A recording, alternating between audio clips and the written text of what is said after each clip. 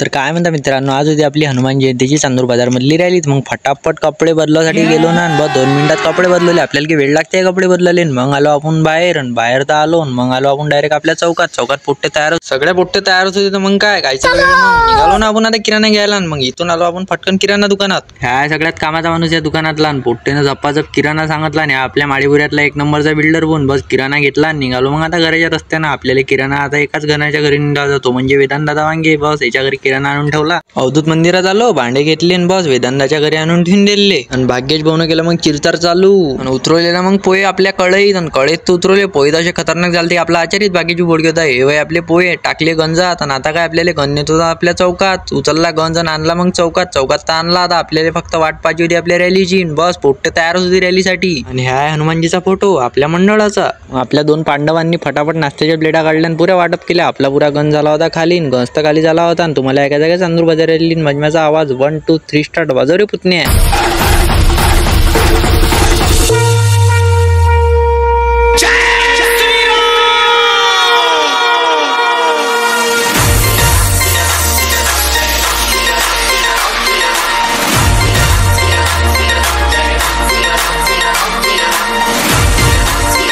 Blog आवडला असेल तर लाईक शेअर फॉलो नक्की करा. भेटू मग आता पुढच्या ब्लॉग मध्ये.